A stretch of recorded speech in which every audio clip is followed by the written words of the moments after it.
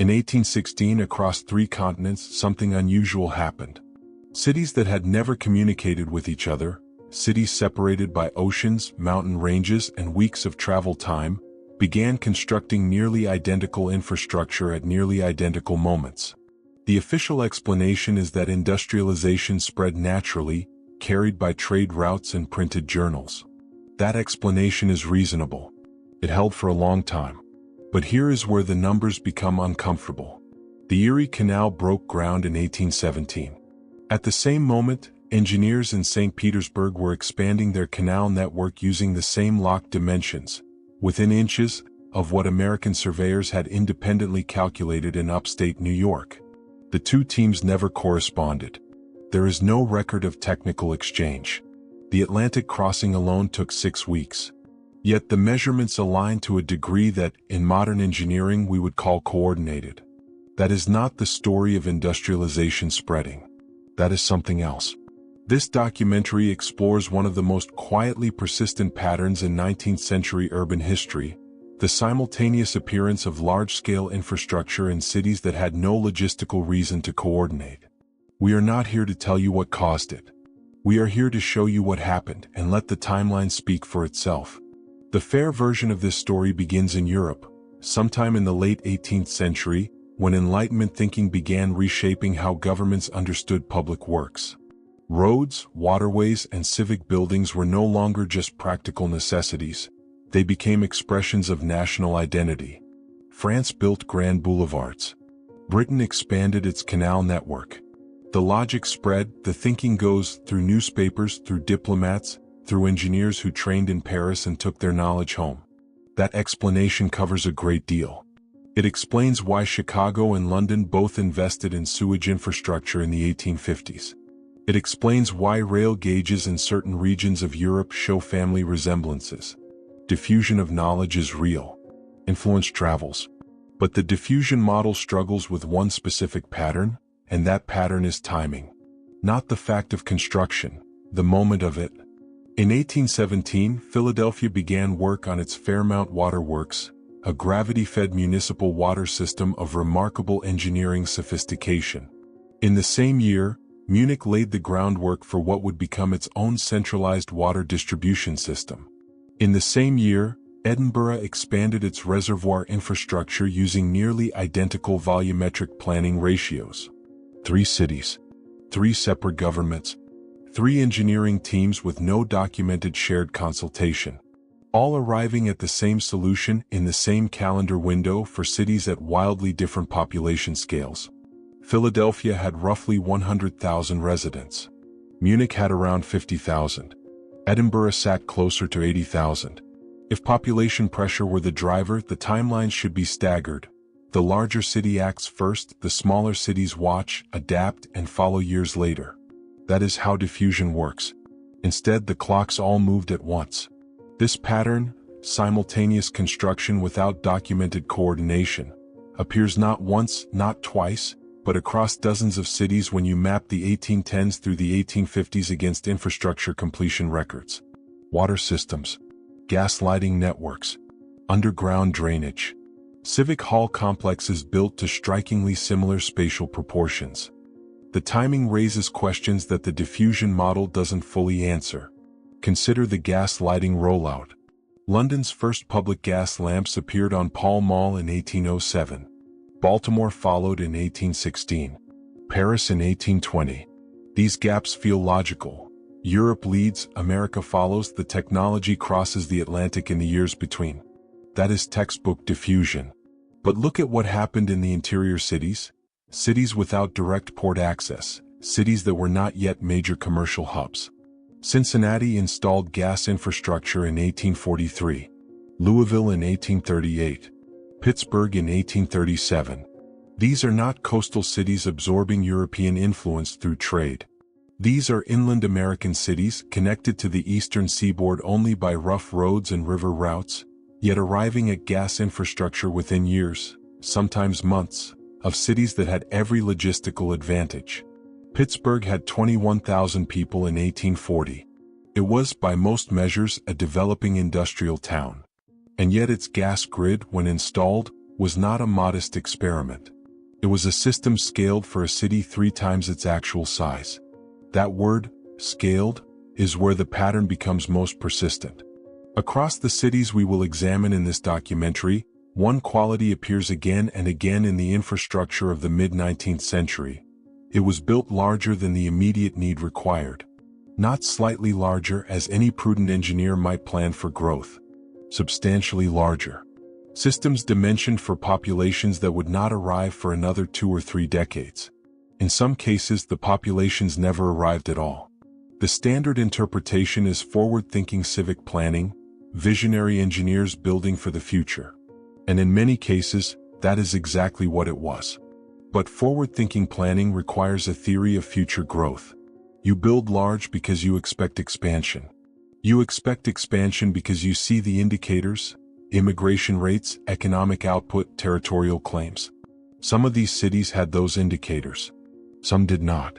Some of these cities built as though they already knew what was coming, before the data existed to support the projection. The Erie Canal is the clearest case. Completed in 1825, it connected the Hudson River to the Great Lakes, 363 miles of engineered waterway, cut through terrain that required the removal of millions of cubic yards of material, built in a state whose total population was under 1.4 million. The canal's capacity was designed not for the New York of 1825, but for something closer to the New York of 1860. DeWitt Clinton, who championed the project, was called delusional by his contemporaries. The New York Evening Post referred to the plan as a monument to legislative folly. And then the canal opened, and within a decade, it had transformed the economic geography of an entire continent. Either Clinton had extraordinary foresight, or the infrastructure arrived ahead of a growth that someone, somewhere, had already anticipated. The pattern doesn't end there. It deepens. Infrastructure was arriving everywhere. And it was arriving big. In Britain, the canal mania of the late 18th century had already laid thousands of miles of waterway. But what followed in the 1820s and 1830s was different in character. It wasn't expansion of existing networks, it was the construction of entirely new systems in regions that, by conventional economic logic, didn't yet need them. The Liverpool and Manchester Railway opened in 1830.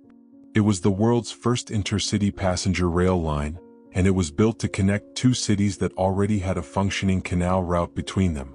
The canal worked. Goods moved. Commerce operated. The railway wasn't built because the canal failed.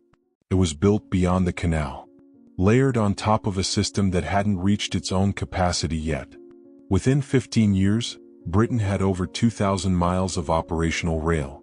By 1850, that number approached 7,000. The speed of that build-out, the sheer physical scale of earthworks, tunnels, viaducts, and stations constructed in under 3 decades, has few parallels in human engineering history. And the system, from its earliest planning stages, was designed not for the Britain of the 1830s but for something substantially larger. Stations built in mid-sized market towns were dimensioned for passenger volumes that wouldn't materialize for another generation. Engine sheds were constructed with maintenance bays sitting empty for years.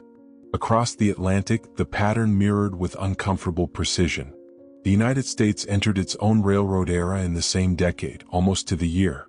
The Baltimore and Ohio Railroad began construction in 1828, just 2 years after the Liverpool and Manchester line broke ground, in a country where the total population of all its cities combined was smaller than Greater London. The South Carolina Canal and Railroad opened in 1833. The Philadelphia and Reading in 1833. The Boston and Lowell in 1835. These weren't responses to each other.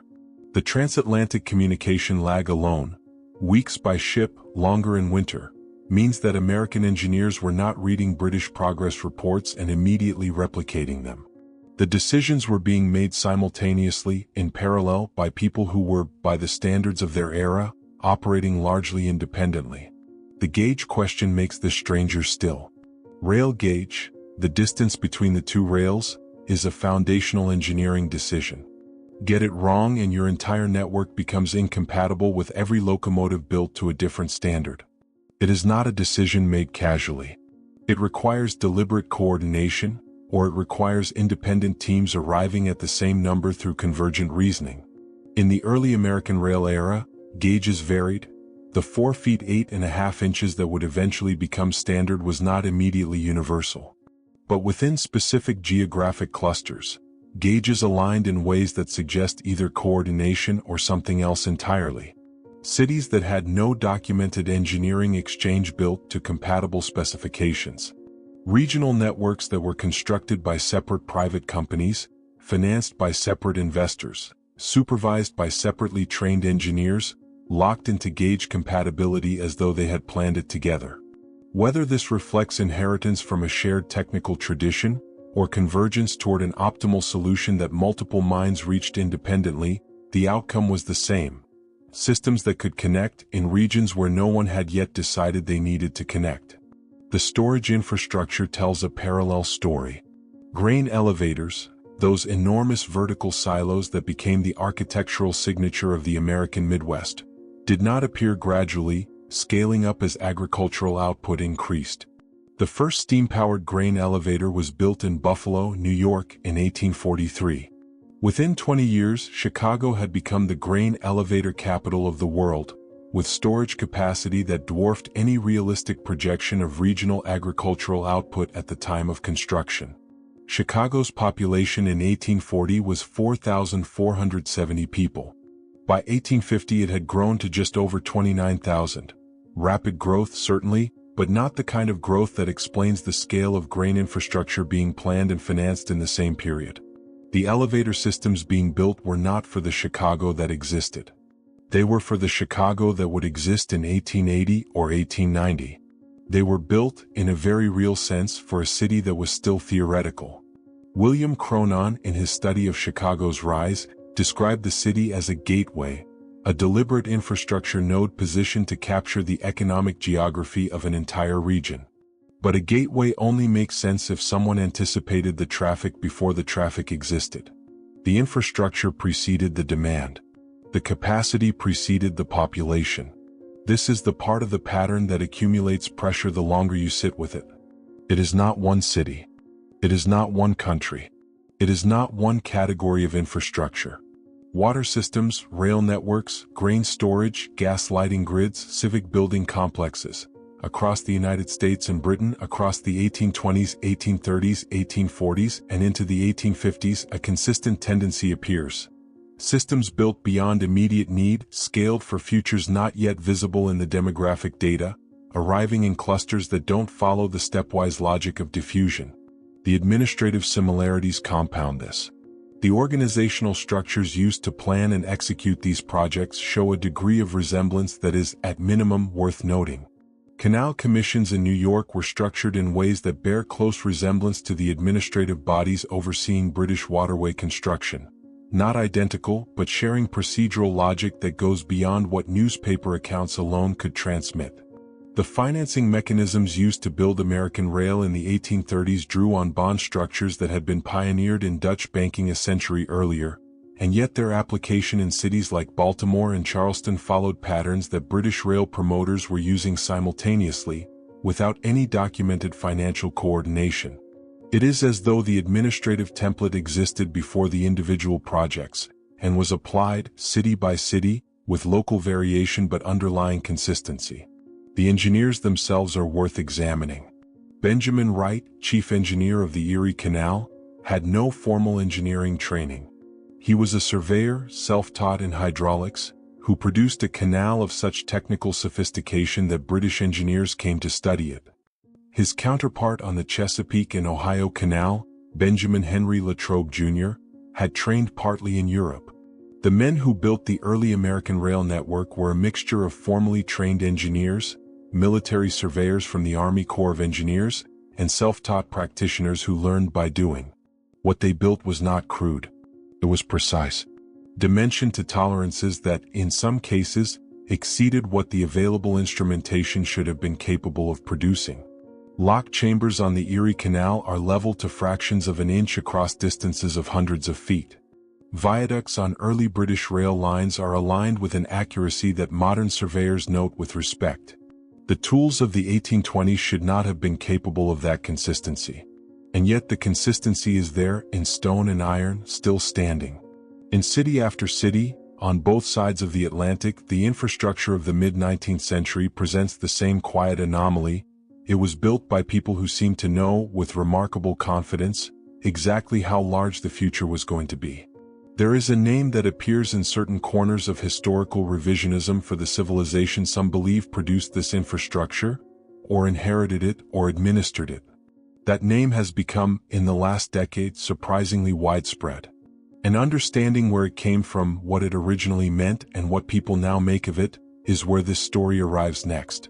Tartaria, or Tartary as it appeared in European cartography, was not invented by internet theorists in the 2010s. It was a geographic designation used by European mapmakers for centuries, appearing in atlases from the 1500s onward to describe the vast, loosely defined interior of the Eurasian continent. Largely Mongol and Turkic in population, stretching from the Caspian Sea east toward the Pacific in some projections, Tartary was a real cartographic category, imprecise by modern standards, but no more imprecise than how Europeans of the same era mapped the interior of Africa or the American West. It appeared in Encyclopædia Britannica's first edition in 1771. It appeared in French diplomatic correspondence. It was not French. It was simply the name that European geographic tradition used for a region it understood incompletely. By the late 19th century, as modern nation-states consolidated and imperial mapping grew more precise, the designation faded from official use. The territories it had described were absorbed into the Russian Empire, the Qing dynasty, the Ottoman sphere. Tartary as a category became cartographically obsolete, and then it became invisible, and then it became forgotten. That forgetting is where the modern story begins. Sometime in the early 2010s, researchers, some amateur historians, some architectural enthusiasts, some people with no credentials but considerable curiosity, began noticing what they described as anomalies in 19th century construction. The same questions this documentary has been sitting with: the scale, the timing, the administrative resemblance, the over-engineering relative to population. They began collecting these observations, sharing them in forums and early YouTube videos, and reaching for a framework that could hold the pattern together. The framework they reached for was Tartaria, not the cartographic designation. Something new, a hypothesis, or depending on who is speaking, a fully developed alternative history, in which Tartaria was not merely a geographic label but an actual civilization. Advanced, globe-spanning, architecturally sophisticated. And, in this telling, erased, its cities repopulate, its buildings reattributed, its administrative legacy absorbed by the empires that succeeded it, somewhere in the 18th or 19th century. This is where the intellectual landscape splits into three distinct positions, and where this documentary has to be precise about what it is and is not claiming. The first position is the one held by conventional historians, and it is the position with the most evidentiary support. In this reading, 19th century infrastructure was large because industrialization created both the means and the incentive for large-scale construction simultaneously across the developed world. The timing reflects shared economic conditions, the post-Napoleonic stabilization of European finance, the opening of new territories, the arrival of steam power as a force multiplier. The administrative similarities reflect the actual movement of trained engineers, printed technical manuals, and institutional knowledge through trade networks. The over-engineering reflects ambition, civic pride, and the rational expectation of growth in an era of demonstrably accelerating expansion.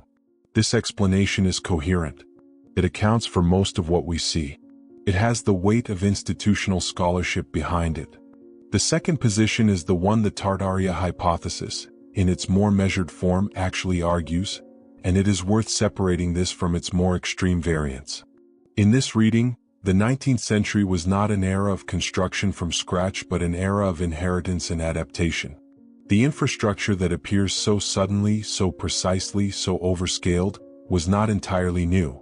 It was built upon, into, or around structures and systems that already existed, remnants of an earlier organizational order whose origins are now obscured by the passage of time, by deliberate administrative consolidation, and by the simple human tendency to claim credit for what one finds and improves rather than merely inherits.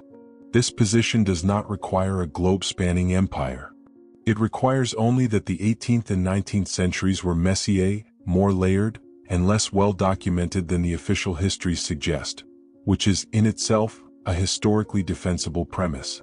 The third position is the one that lives furthest from documented evidence. The fully elaborated Tartarian Empire narrative, complete with free energy systems, mud flood resets, and deliberate civilizational erasure. This version moves beyond what the physical record can support and into the territory of mythology. It is mentioned here not to endorse it but because understanding the full spectrum of interpretation is necessary for intellectual honesty. People hold this position with genuine conviction. Some of the observations that lead them there, the anomalous scale, the timing, the precision, are observations worth taking seriously even if the conclusions drawn from them are not. The evidence invites examination. The conclusions remain open. What the physical record actually shows is this. In the first half of the 19th century, across North America and Europe, an extraordinary volume of infrastructure was constructed with a consistency of scale, timing, and technical precision that has not been fully explained by any single theoretical framework. The diffusion model covers much of it. Institutional knowledge transfer covers more. Economic incentive and civic ambition cover more still. But at the edges of those explanations, certain cases remain where the numbers don't quite resolve, where the scale exceeds the projected need, where the timing precedes the documented knowledge transfer, where the precision exceeds the available instrumentation. Those edges are not proof of a lost civilization. They are not proof of anything beyond themselves. But they are worth holding open. Return for a moment to 1816. The year without a summer, as it came to be called. Volcanic ash from Mount Tambora in present-day Indonesia had drifted across the upper atmosphere, cooling temperatures across the northern hemisphere, devastating harvests from New England to northern Europe. It was a moment of profound disruption. Populations moved. Economies contracted. Governments faced pressure they had not anticipated. And yet, in city after city across the disrupted world, construction continued. Water systems broke ground. Canal surveys were commissioned. The infrastructure did not pause for the crisis. It proceeded as though operating on a schedule that the crisis could not interrupt. That is not evidence of a hidden civilization. It might be evidence of institutional momentum, of planning cycles already in motion that a single catastrophic year could not derail. It might be evidence of exactly the kind of forward-thinking civic governance that the conventional history describes. Or it might be a small window into something about the 19th century that we have not yet fully learned to read. The buildings are still there. The locked chambers still hold their dimensions. The viaducts still carry weight. Whatever built them, ambition, inheritance, or something we don't yet have a clean name for, it built to last. And that, perhaps, is the most honest place to stop.